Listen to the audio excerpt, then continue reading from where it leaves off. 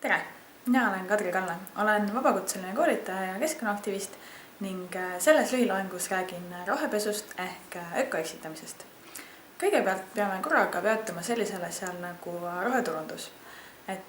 Tegu on siis keskkonnasõbralike toodete ja teenuste reklaamiga ning põhjus, miks sellest võib-olla eraldi tuleb rääkida turunduses, on see, et kui klassikaliselt turundus on meil tähendab lihtsalt millegi rohkem müümist, selle muutmist, et oleks lihtne, lõbus, kergesti arusaadav, atraktiivne, siis keskkonnasõbralike toodete puhul on tegu just sellega, et nad on enamasti seotud mingite keerukate taustaprobleemidega, olgu selleks siis kliimamuutus, elurikkuse kadu, inimõigused arengumaades.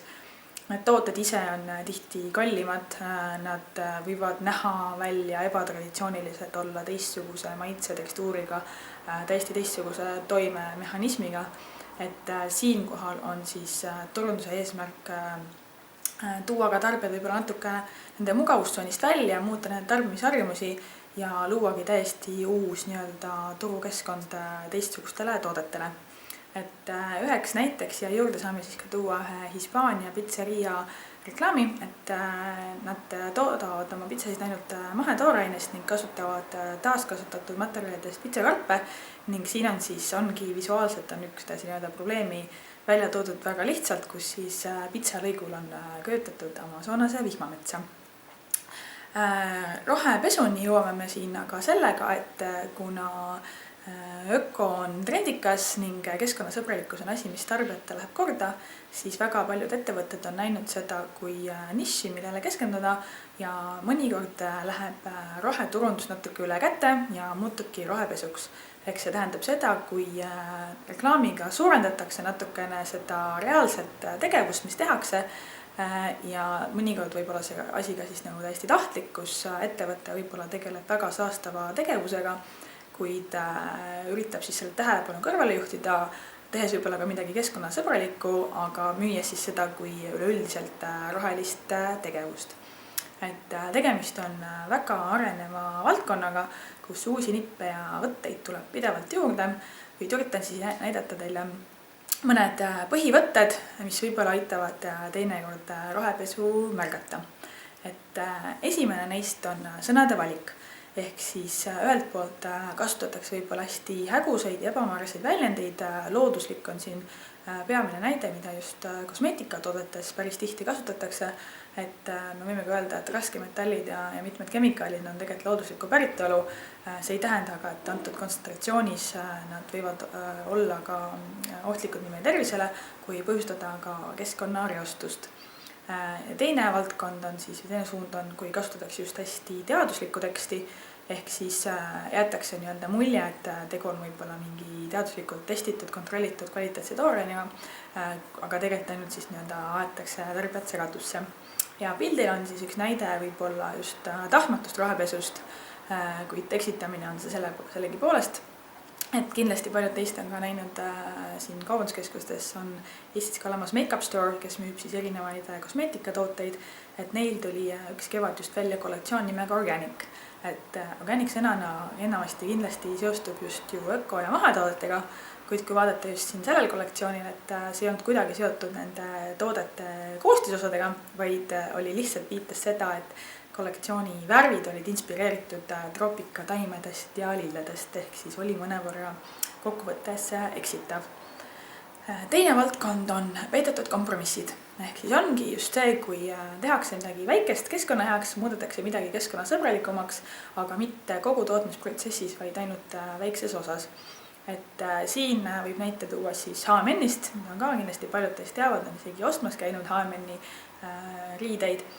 Nad küll praeguseks on juba päris palju edusamme teinud selleks, et muutuda eetilisemaks ja keskkonnasõbralikumaks ettevõtteks, kuid alguses, kui nad tulid, siis nad tulid välja väikse maheäärite kollektsiooniga, mis oli küll väga tore, et nad reklaamisid ennast kui ka siis rohelisemaks muutuvat ettevõtet, aga arvestades kogu nende tarbimismahtusid ja seda, millistes tingimustes ikkagi töötasid nende töölised arengumaades, ei saa öelda, et nad oleks selle võrra kuidagi palju rohelisemaks muutunud.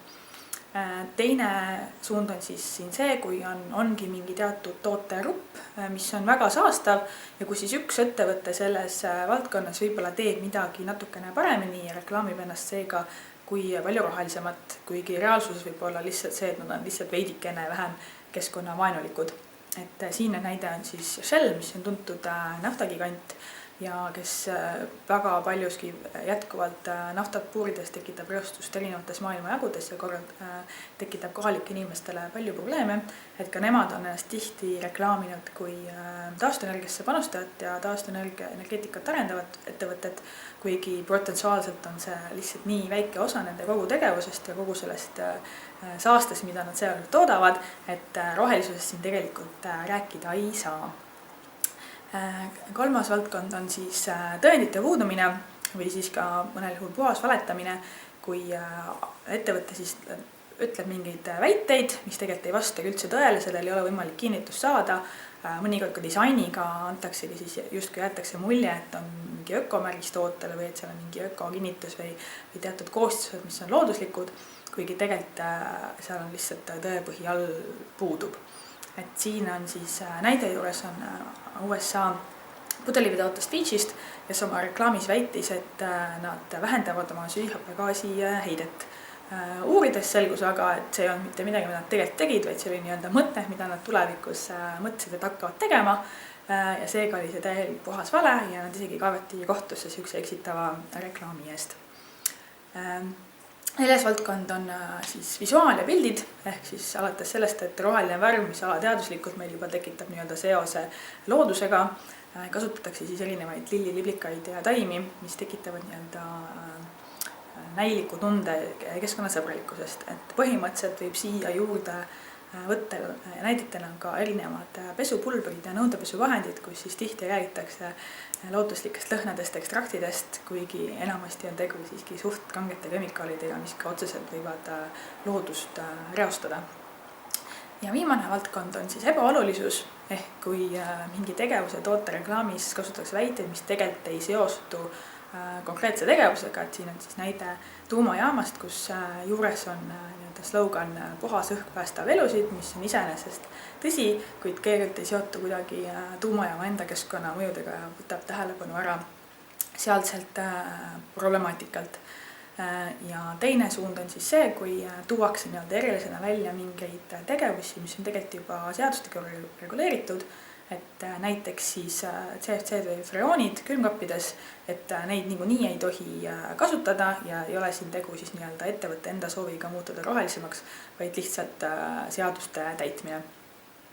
Ja näide siia juurde siis veel on Nestli plastikpudelis veest, kui nad reklaamivad, et nüüd on 15% vähem plastikut seal, kuigi samas see plastikpudel on endiselt seal, see plastikjääde endiselt tekib, tegemist on endiselt pudeliveega, mis iseenesest ei ole üldse keskkonnasõbralik toode, et selleks, et olla siin nagu tõeliselt roheline, peab see materjal midagi muud või üldse toode iseenesest täiesti ümber mõeldud. Ja kokkuvõttes siis, kuidas tegelikult teha vahet roheturundusel ja rohepesul, et üks konkreetne asi ongi siis see, et kas on olemas reaalsed päriselt kontrollitud ökomärgised, kus kolmas osapool on seda sertifitseerinud, kontrollinud ja jätkab vaatamist, et seal kõik need nõuded kogu aeg oleks täidetud. Siis see, et kas väited, mida ettevõte esitab, neil on reaalselt võimalus leida tõendeid ja kinnitust, et jah, see tõesti nii on.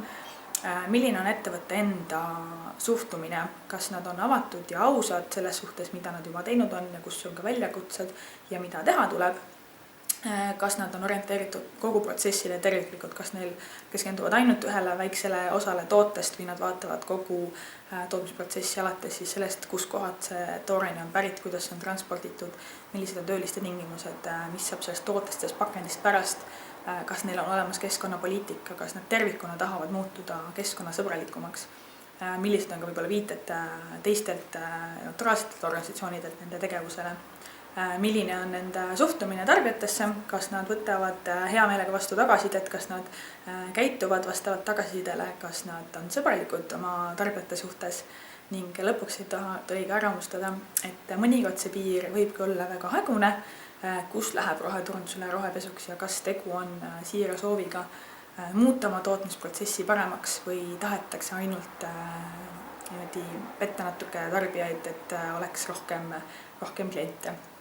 Ja lõpetuseks ma tegelikult jätakski teile siin aruteluks mõtte, et kuidas me peaksime suhtuma suurkorporatsioonidesse, kes võtavad ette siukseid eesmärke projekte oma keskkonnamõju vähendamiseks või kes toovad turule tooteid, mis on keskkonnasõbralikumad või kas või siin rohemajanduse kontseptsioon, kus räägitakse rohelisest majanduskasvust ja mis mõnikord võib hoopis tekitada tunde, et kapitalism on meid rohelise värvi peale võtnud ja süsteemis endas põhjalikke muudatusi ei tehta.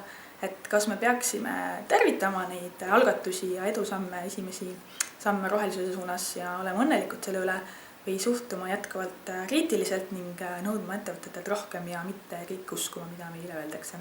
See jääb teile mõtlemiseks. Mina tänan omalt poolt kuulamast.